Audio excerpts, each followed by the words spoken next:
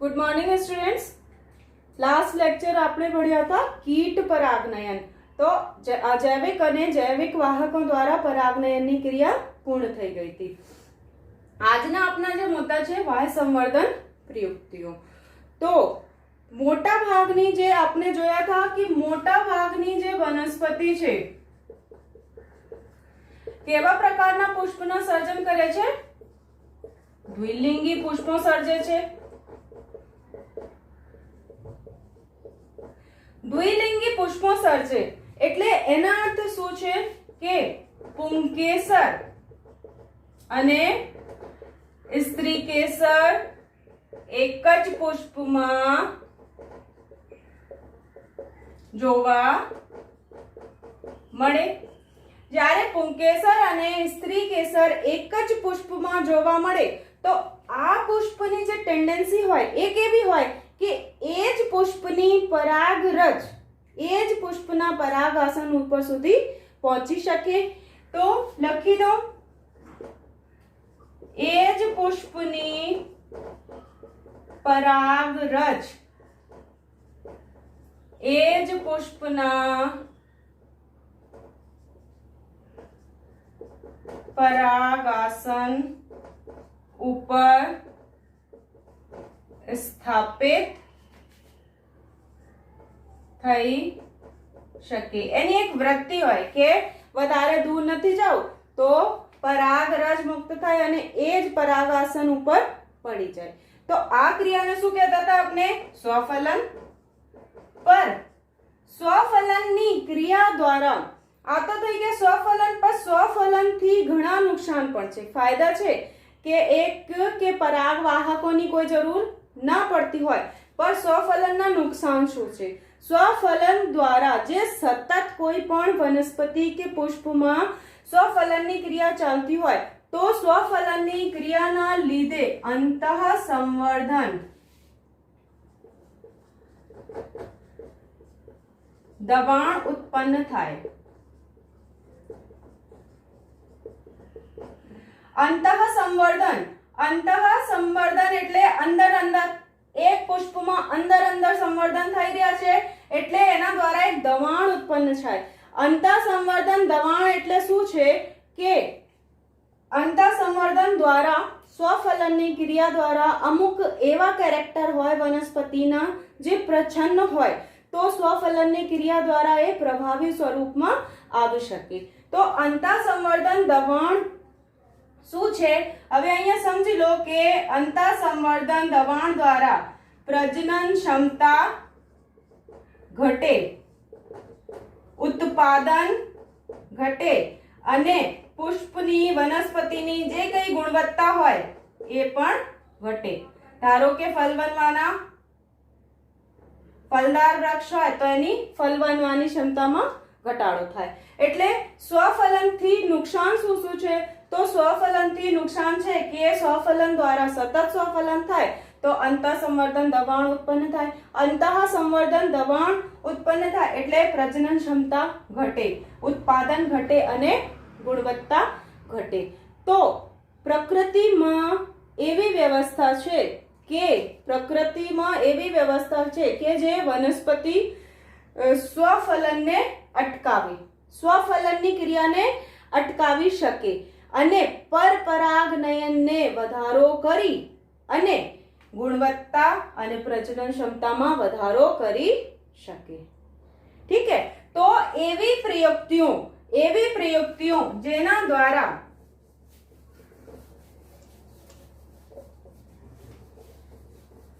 બાહ્ય સંવર્ધન પ્રયુક્તિઓના અર્થ શું છે? એવી પ્રયુક્તિઓ જેના દ્વારા સ્વફલનની ક્રિયા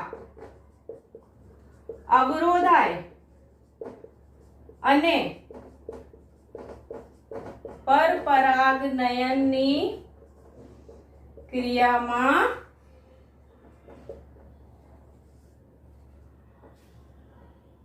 ક્રિયાના ઉત્તેજે। એવી પ્રયુક્તિઓ બાહ્ય સંવર્ધન પ્રયુક્તિઓ એટલે એવી પ્રયુક્તિઓ જેના દ્વારા સ્વફલનની ક્રિયા અવરોધાય અને પરપરાગનયનની ક્રિયાને ઉત્તેજે. સ્વફલનની ક્રિયા દ્વારા આંતરસંવર્ધન દબાણ રોકાઈ શકે. એટલે એવી પ્રયુક્તિઓ વનસ્પતિમાં આપેઆપ પ્રકૃતિને રાખી છે, એવી વ્યવસ્થા કરી છે કે સ્વફલનને અટકાવો અને પરપરાગનયનને વધારો. ઠીક છે, તો એના માટે અમુક પ્રયુક્તિઓ છે. જે પહેલી છે આ શું છે? પૃથક પક્વતા. શું છે આ પૃથક પક્વતા? સ્વફलन में આપણે જોયા था કે પરાગરજની મુક્તિ અને પરાગાશયની ગ્રાહ્ય ક્ષમતામાં તાલમેલ હોવું જોઈએ. સ્વફलन में આપણે જોયા था કે પરાગરજ જ્યારે મુક્ત થાય એ જ ઠીક એ જ સમય ઉપર પરાગાસન ગ્રાહી બને તો સ્વફલનની ક્રિયા થઈ શકે. તો એવી પ્રયુક્તિ, આમાં પહેલી જે પ્રયુક્તિ છે આ શું છે? પૃથક પક્વતા. પૃથક પક્વતા એટલે જુદા જુદા સમય ઉપર બંને પરાગરજની મુક્તિ અને પરાગાસનની ગ્રાહ્યતા, બંને પરાગરજ જે છે અને પરાગાસન જુદા જુદા સમય ઉપર પરિપક્વ થાય. પૃથક વર્ડ છે, જુદા જુદા સમય ઉપર. ઠીક છે, તો પરાગાશયમાંથી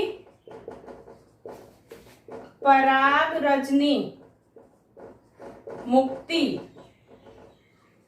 અને પરાગાસનની ગ્રહણશીલતામાં તાલમેલ હોય છે? ના હોય. તાલમેલ હોતા નથી. એટલે કે બે કન્ડિશન થઈ શકે. જ્યારે પરાગરજ મુક્ત થાય એ સમયે પરાગાસન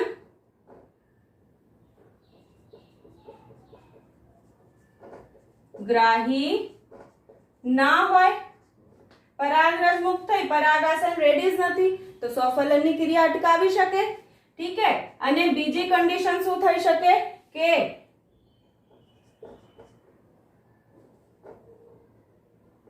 પરાગાસન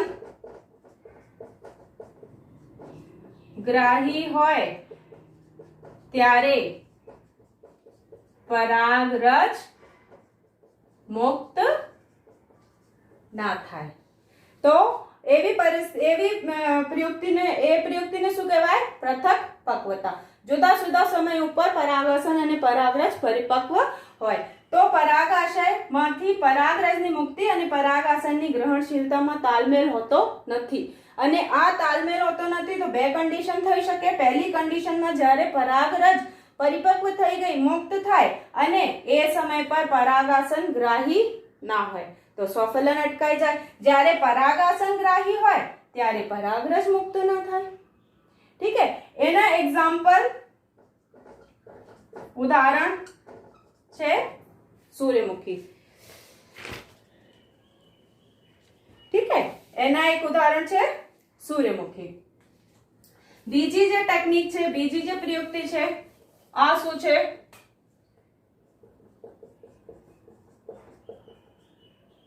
વિષમ પરાગ વાહિની.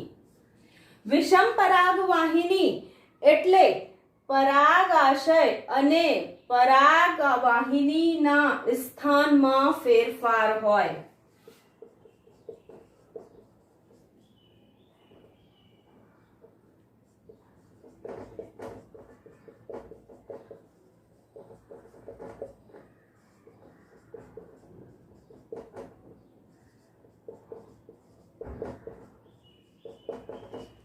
પરાગાશય અને પરાગવાહિનીના સ્થાનમાં ફેરફાર હોય. એના ઉદાહરણ છે પ્રિમ્યુલા, એક વનસ્પતિ. ઠીક છે, તમારા બુકમાં આપ્યા નથી ઉદાહરણ તો લખી લેજો. પરાગાશય અને પરાગવાહિનીના સ્થાનમાં ફેરફાર હોય. પ્રિમ્યુલામાં બે પ્રકારના પુષ્પ આપણને જોવા મળે છે અને સ્વફલન में ખબર હોય તો આપણે ભણ્યા હતા કે પરાગાસન અને પરાગાશય એ એકબીજાની ખૂબ જ નજીક હોવું જોઈએ તો જ સ્વફલનની ક્રિયા થાય. અને આમાં શું લખ્યા છે? સ્થાનમાં ફેરફાર થઈ ગઈ એટલે આ શું છે? પુષ્પાસન. ઠીક है, पुष्पासन ऊपर सौथी अंदर ये बीजाशय परागवाहिनी अने परागासन. ठीक है, अने અહીંયા છે પુંકેસર. આમાં પરાગાસન ખૂબ જ ઉપર છે. जो एक दलपत्र भी बना दिया, मेंशन કરી લેજો એના નામ. તો આ શું છે? પરાગાસન અને આ છે પરાગાશય. ખાલી એ જ પાર્ટ હાઇલાઇટ કરી રહી છું કારણ કે આપણને આમાં સમજવાના છે. પરાગાશય અને પરાગવાહિનીના સ્થાનમાં ફેરફાર હોય તો પ્રિમ્યુલરમાં એક પ્રકારના ફ્લાવર કેવા પ્રકારનો હોય? એવા પ્રકારના જેમાં પરાગાશય ટૂંકા હોય અને પરાગવાહિની લાંબી હોય. પરાગાસન ખૂબ જ લાંબા હોય. ઠીક है, હવે ધારો કે આમાંથી પરાગરજ મુક્ત થાય તો આ પરાગાસન ઉપર પડી શકે? ના પડે. એટલે સ્વફલનની ક્રિયાને અટકાવી દીધા. બીજા પ્રકારના ફ્લાવર કેવા હોય? આ છે પુષ્પાસન, એની ઉપર બીજાશય, પરાગવાહિની અને પરાગાસન. એની ઉપર પુંકેસર. પુંકેસરમાં આ ભાગ છે પરાગાશય. ઠીક है, તો આ ભાગ છે પરાગાશય. તો આમાં પરાગાશય જે છે કેવા છે? લાંબા. અને આ ભાગ કેવા છે? પરાગાસન કેવા છે? ટૂંકા. એટલે પરાગાશય ફાટે, પરાગરજ મુક્ત થાય તો હવા એને ઉડાવીને બીજી જગ્યાએ લઈ જાય. એની ઉપર પડે એની સંભાવના બહુ ઓછી છે. ઠીક है, એટલે સ્વફલનની ક્રિયા અટકાવી શકે. તો બીજી જે પ્રયુક્તિ છે આ શું છે? विषम परागवाहिनी, हेटेरोस्टाइली. विषम परागवाहिनी का मतलब है परागाशय અને પરાગવાહિનીના સ્થાનમાં ફેરફાર હોય છે. ઉદાહરણ તરીકે પ્રિમ્યુલા. અને આ પ્રિમ્યુલામાં પણ કેવા પ્રકારના પુષ્પ છે? બે પ્રકારના પુષ્પ છે, જેમાં એક પ્રકારના પુષ્પમાં પરાગાશય ટૂંકા અને પરાગાસન ખૂબ જ લાંબા હોય. અને બીજા પ્રકારના જે પુષ્પ છે આમાં પરાગાસન ટૂંકા અને પરાગાશય લાંબા હોય. તો સ્વફલનની ક્રિયાએ અટકાવી દે. ઠીક है, ત્રીજી જે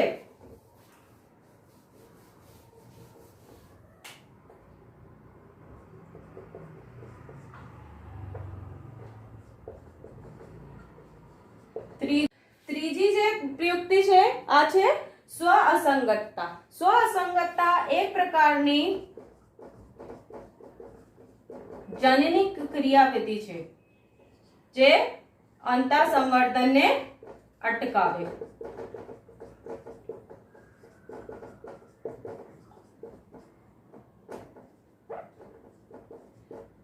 ઠીક है, સ્વ અસંગતતા એટલે કે તેજ પુષ્પ કે તેજ વનસ્પતિના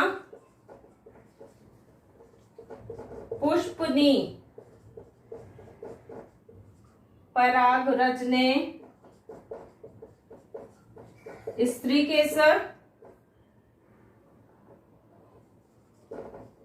અંકુરણ,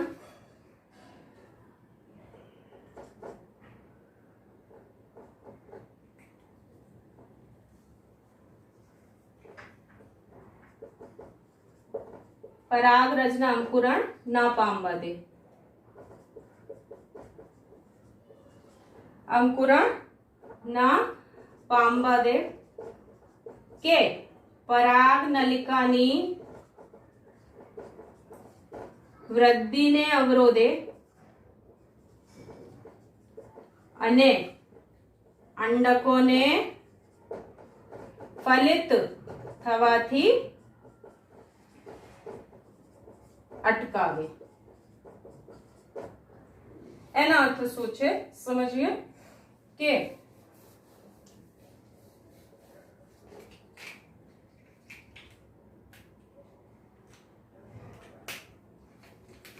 જે હું કહું કે ખાલી પરાગાસન બનાવ્યું અને પરાગવાહિની, આ છે એક પરાગાસન અને આ છે એક પરાગવાહિની. ધારો કે એની ઉપર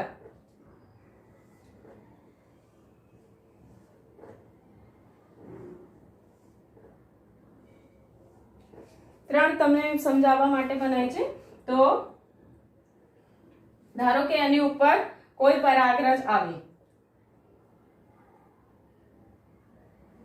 આ છે પરાગરજ 1 અને આ છે પરાગરજ 2.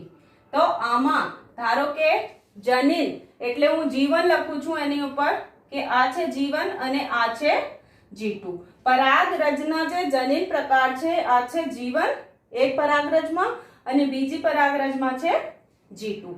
તો ધારો કે આ જે પરાગરજ છે અને परागवाहिनी और परागासन में रहेला जनिन में कई छे तो मानो यहाँ पे है G3 अने बीजा छे G4. तो पराग आसन और परागवाहिनी ना जे स्त्री केसर ना जे जनिन छे एना प्रकार छे G3 अने G4. पराग रजना प्रकार छे G1 अने G2. तो आ જનીનની ક્રિયાવિધિ છે એટલે કે બંને પ્રકારના જનીન પરાગરજના જનીનના પ્રકાર જુદા છે અને સ્ત્રી કેસરના જનીનના પ્રકાર જુદા છે. એટલે એવા પ્રકારની પરાગરજમાંથી પરાગનલિકા નીકળે અને અંડકોને ફલિત કરી શકે. ખબર પડી? બીજી બાજુ આવી જાઓ. હું કહું કે परागासन और स्त्री केसर में जे जनिन छे अहींयाथी लखूं G3 अने G4. स्त्री केसरना जनिन प्रकार छे G3 अने G4. एनी उपर जे परागरज पड़े, धारो के आ परागरज छे जीवन जनिन धरावती अने आ परागरज छे G3 जनिन धरावती.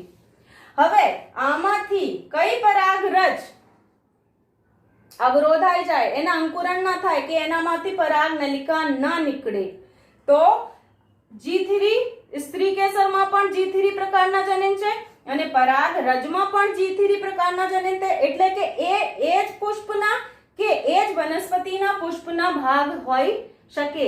એટલે આ પરાગરજ જે છે એ અંકુરણ ના પામશે. ठीक है. अने आ जीवन प्रकारना जनिन धरावती परागरज आ स्त्री केसरना जनिन प्रकार छे G3 अने G4 એટલે જુદા જુદા છે.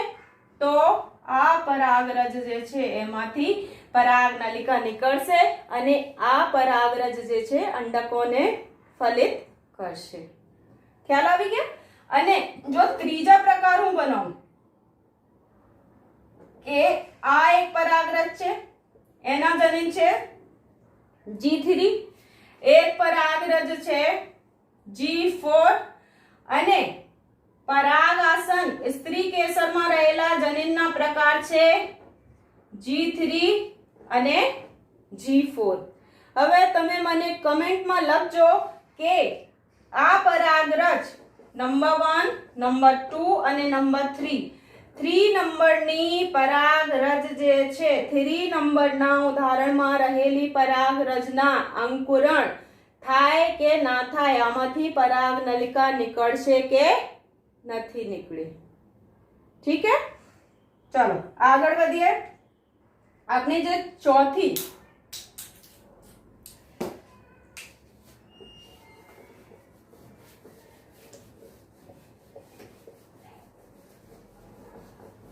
સૌથી સિમ્પલ વિધિ શું છે?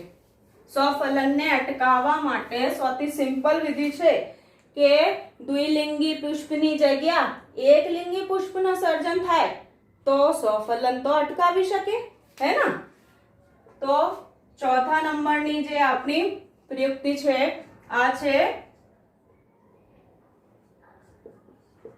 એકલિંગી पुष्पोना सर्जन. ठीक है? એક લિંગી પુષ્પના સર્જન એટલે એક પુષ્પમાં અપૂર્ણ પ્રકારના પુષ્પ છે. નર પુંકેસરીય પુષ્પ હોય કે સ્ત્રી કેસરીય પુષ્પ હોય, એક ચક્ર ગાયબ હોય, સ્ત્રી કેસરીય ચક્ર હોય તો પુંકેસરીય ચક્ર ગાયબ, પુંકેસરીય ચક્ર હોય તો સ્ત્રી કેસરીય ચક્ર ગાયબ. ઠીક है, તો ત્રણ જ ચક્ર જોવા મળે આપણને એવા પ્રકારના પુષ્પમાં. 100 થી 100 ફલન આપે આપ અટકાઈ જાય. પર આમાં શું છે કે જો 100 ફલન એક લિંગી પુષ્પ હોય તો આમાં બે પ્રકારની આપણને કન્ડિશન જોવા મળી શકે કે તો આ પુષ્પ और वनस्पति केवी હોય एक सदनी, के तो હોય द्विसदनी. जो एक सदनी वनस्पति एक सदनी પુષ્પમાં અર્થ શું છે કે નર અને માદા પુષ્પ એક જ વનસ્પતિ પર હોય. દ્વિસદનીના અર્થ શું છે? નર કે માદા પુષ્પ જુદા જુદા વનસ્પતિ ઉપર જોવા મળે.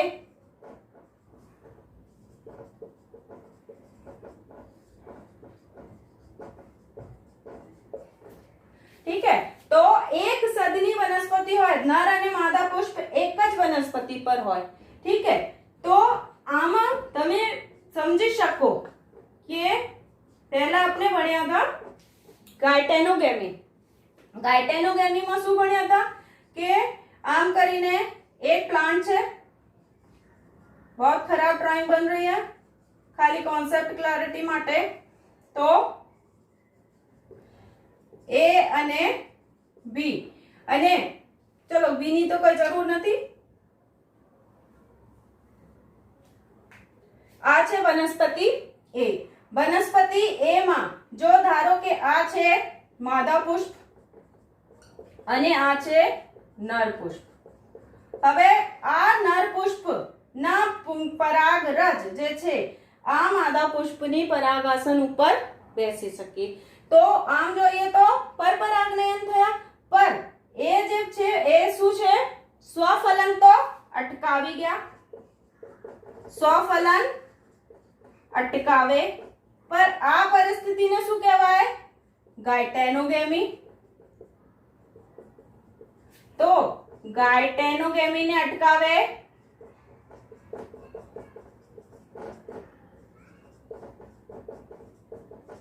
નહીં, ગાયટેનોગેમીને અટકાવે નહીં. એટલે એના જનીન પ્રકાર તો એક જ હોય. ઠીક है, તો જે પુષ્પ જે બીજા કોઈ છોડ બનશે એના પણ જનીન પ્રકાર સેમ જ હોય તો એ પણ અંતઃસંવર્ધન દબાણ ફીલ કરી શકે. ઠીક है, એક સદની પુષ્પમાં નર અને માદા પુષ્પ એક જ વનસ્પતિ પર હોય તો આ સ્વફલન તો અટકાવી શકે પર ગાયટેનોગેમી ના અટકાવે. ठीक है, तो एना जो एग्जाम्पल છે આ છે દિવેલા, કેસ્ટર, અરંડ और મકાઈ. ठीक है, અને દ્વિસદની પુષ્પ, દ્વિસદની નર અને માદા પુષ્પ જુદા જુદા વનસ્પતિ ઉપર જોવા મળે એટલે ગાયટેનોગેમીના કોઈ સવાલ નથી.